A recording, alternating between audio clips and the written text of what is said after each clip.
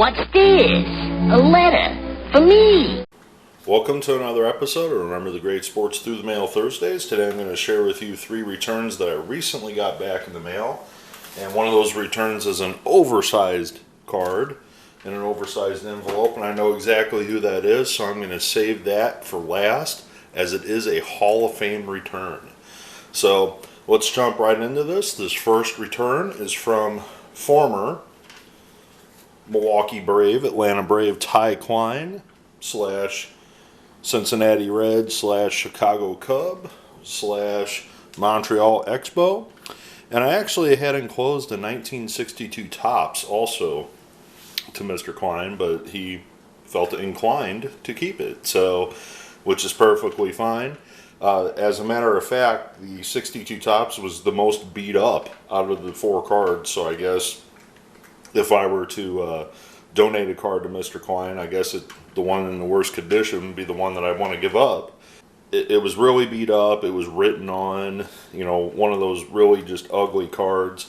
So I guess Mr. Cline decided that he wanted to keep it, which is perfectly fine. So let me tell you a little bit about Mr. Cline's career. Cline, a South Carolina native, grew up in South Carolina and attended Clemson University in the ACC. He left Clemson in 1960 after his junior year to sign a professional contract with the Cleveland Indians. While at Clemson, he attained All-American status during his college career, in which he was an outfielder and a left-handed pitcher. Cline played a little bit in 1960 in the minor leagues, appearing in 95 games for the Indians' Double-A affiliate, but was called up for 7 games with the Indians, making his rookie debut in 1960.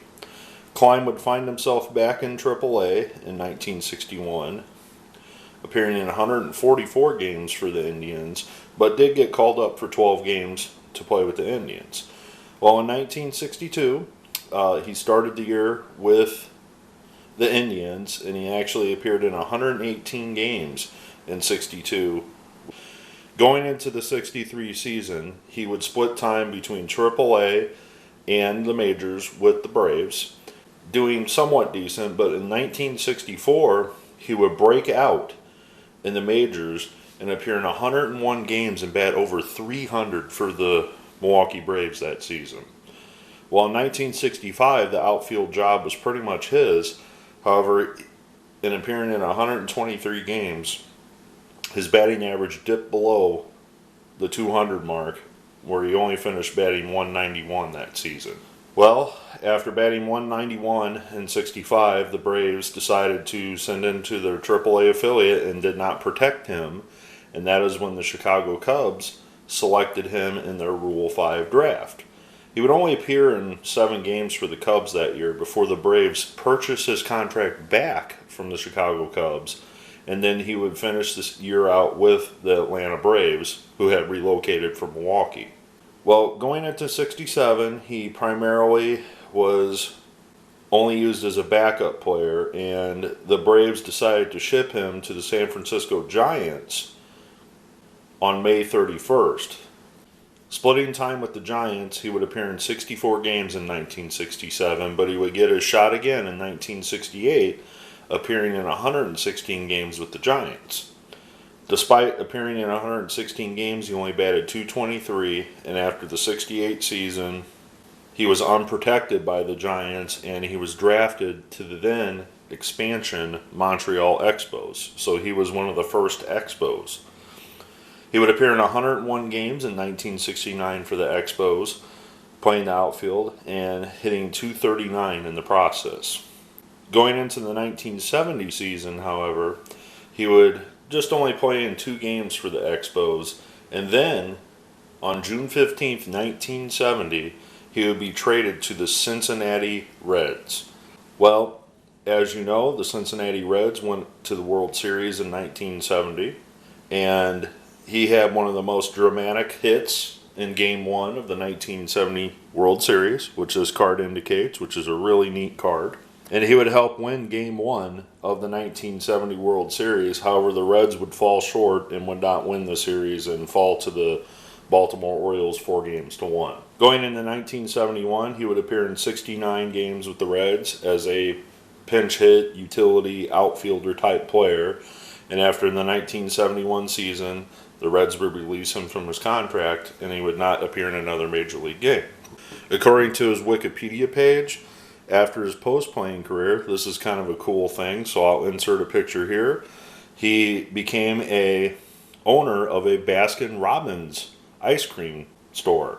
So, very cool, neat little trivia thing about Mr. Cline. I'm not really sure if he still owns a Baskin-Robbins, but it'd be pretty cool to think that you could go into a Baskin-Robbins and get an autograph from a former 1960s baseball player. So thank you very much, Mr. Cline. This is very cool to get this World Series card signed from you. That's you know, kind of a unique little card. It's not in the best shape, as you know. This is a very condition sensitive set, the 71 set. You know, and there's got a lot of creases and nicks in it, but I still think it looks really nice, signed in nice blue Sharpie. You know, well worth giving up that 62 tops to get these signed in blue Sharpie. So thank you very much, Mr. Cline. All right, this next one, and you've seen this card before, and I'm very happy to report that 2 of the 4 are now complete, and that is the 1964 Rookie Stars with a return from Billy Cowan. And if you recall, John Bocabella had already signed this for me, and I actually sent him 2 copies of that card, so I now have 2 of these complete, which is very nice. But in addition to those 2, I sent a couple extras that were blank, and Mr. Cowan signed those as well.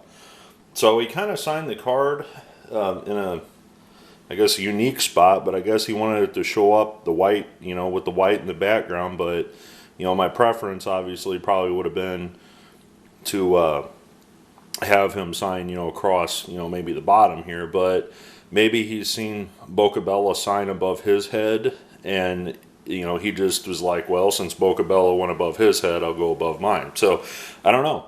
So let me tell you a little bit about Billy Cowan. So, Billy Cowan, he was actually kind of a similar type of player like Ty Cline. He was kind of like the utility backup outfielder type. Pretty good.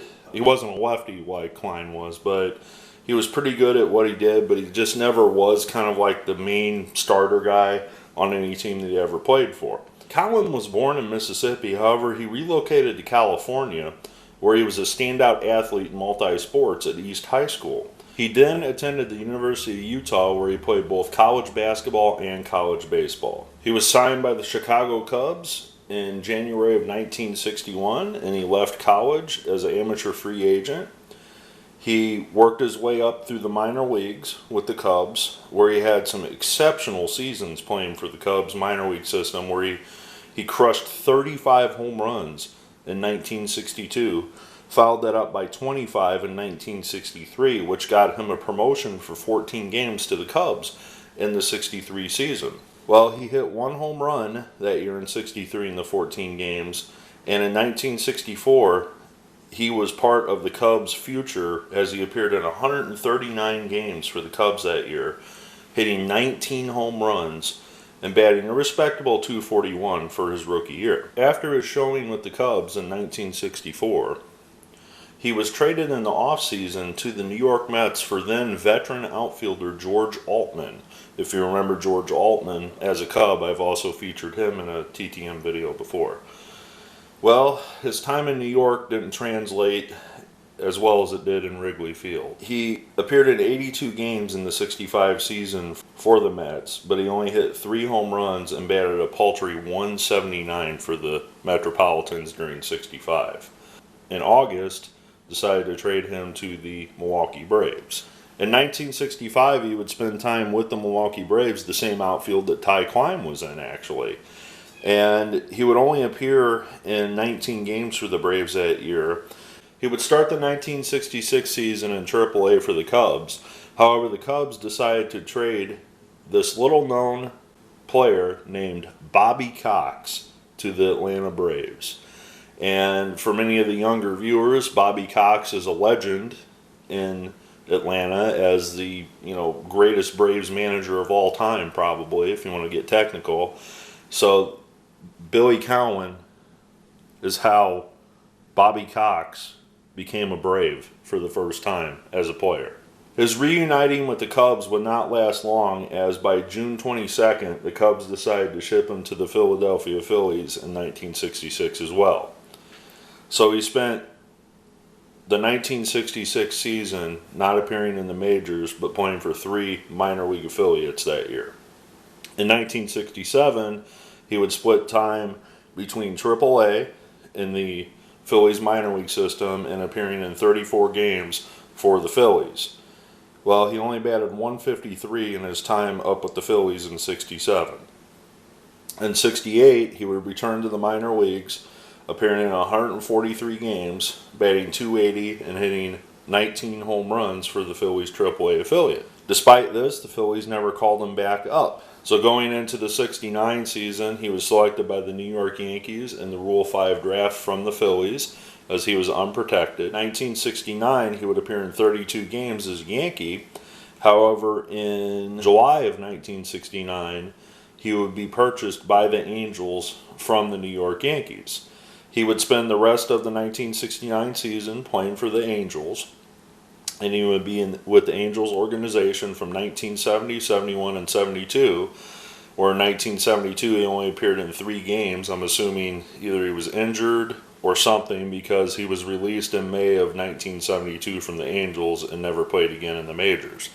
So I'm not really sure post-career what Cowan wound up doing, but he played a long time in the major leagues as kind of a utility backup guy. Not a bad career. He played for some of the most historic teams in baseball history, from the Cubs to the Yankees to the Phillies, etc. I'm very happy to get this card completed. If you're interested in trading for one of these, I'd be definitely up for that. I'm probably going to send these 2 to Bocabella to have him complete them as well. I think I have a couple single Bocabella cards laying around somewhere. I just got to dig them out and find them. But I'm definitely very happy to have this completed, because it's not too often that you can actually complete a card from this era by 2 very good signers through the mail. So thank you very much, Mr. Cowan. And this final one actually required a donation. This is a great Hall of Famer. This is somebody, when I lay this down, you'll know exactly who I'm talking about, and that is former San Francisco Giant great Juan Marichelle. On this awesome 5x7, I included a $10 donation to Mr. Marichelle to get this signed, so just so you know, this was not free. I have had this 5x7 card for a long time. I picked it up in the hopes that maybe I could get Carlos Martinez to sign it. Carlos Martinez has done some rehab stints here and there at one of the stadiums that I frequent before, the COVID outbreak, I guess you would say. So I was hoping to maybe get Carlos to sign it first, then send it to Marichelle. Well, with being the entire minor league season and most of the major league season being canceled this year, I said, I'm just going to send it to Juan. I'll try to get Carlos to sign it later. So Marichelle was supposed to be at a card show that I was planning on attending, and this is pre-COVID, and it kept getting delayed and canceled, and then COVID hit. So there's probably absolutely no chance that Marichelle will make the trip to this card show. So I finally just buckled down, and I said, I'm just going to send this to him. I'm going to ask him to sign it, include $10, and hope that I get it back. And here it is. So I'm very happy to get this back. I'm hoping one day that maybe I can get Carlos Martinez to sign this. But to show you a comparison, this is a 5x7 card. As you can see, the Cowan, that's a regular card. So this is a really, really neat little item to have. So let me tell you a little about Marichelle that you may not already know. One of the things about Juan Marichelle, being Dominican born, he started out at a really young age pitching in the Dominican, and he was discovered playing for, I guess some Dominican Nationals team or some sort, and that's how the Giants signed him. Well, one of the things that a lot of people don't know about Marichelle is he is the most winningest pitcher in the 1960s. A lot of people don't realize that. A lot of people would think, oh, that must be Sandy Koufax, that must be Bob Gibson, that must be, I don't know, Don Drysdale even maybe. No, Juan Marichelle has the most wins of any pitcher in the entire decade of the 1960s. And despite that, a lot of people just don't think of him as one of the most dominant pitchers of that era, even though he really was. And I think a lot of the reason for that is he only appeared in one World Series that entire span of his career. And I think because he never was truly a winner, that a lot of people dismiss his contribution to baseball in the 1960s. But I'm just going to read some stats off to you. I could talk about Juan Marichelle for a half an hour if I wanted to, but I really recommend you to check down below in the stat line that I always put in every video, because it's just amazing to see his stats from the 1960s. In 1962, we're not even going to count 1960 and 61, but from 60 to 61, he won 19 games between his rookie year and his second year. Well, in 1962, his first year as an All-Star, he won 18 games. Well, following that, he won 25, 21, 22, 25. He only won 14 in 1967, 26, 21 from 1962. He had 1, 2, 3, 4, 5, 6, 7 seasons of 20 wins or more. 20 wins or more for seven seasons. That is amazing. I mean, could you imagine what a 20-game winner for 7 years would make in today's game? Oh, wait. We barely have 20-game winners in today's game. So that just tells you how good of a player this guy really was. And I noticed, I just happened to have this nearby, but there is him when he was traded to the Boston Red Sox. Now, Marichelle's obviously most dominant. He won 238 games for the Giants in a 14-year career with the Giants. And then he went to Boston for a season where he went 5-1. Well, after his 1 year with the Red Sox, he went to the Dodgers and never got a win with them, and actually only appeared in 2 games with the Los Angeles Dodgers.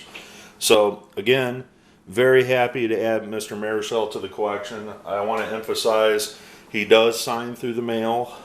He does require a small fee. I've seen anywhere from $10 to $20, depending on what item you're asking to get signed. Obviously, if you're trying to send a baseball, it's probably going to be above $20, but he might sign a card for you for $10. I'm not the expert, but I can tell you he signed mine for $10. So I want to thank you for joining me for another episode. I want to thank Mr. Cowan for signing these, and especially finishing off the card with Boca Bella. I also want to thank Mr. Cline for signing his cards as well for me. And I want to thank you for joining me for another episode. I look forward to your comments below. And as always, happy collecting.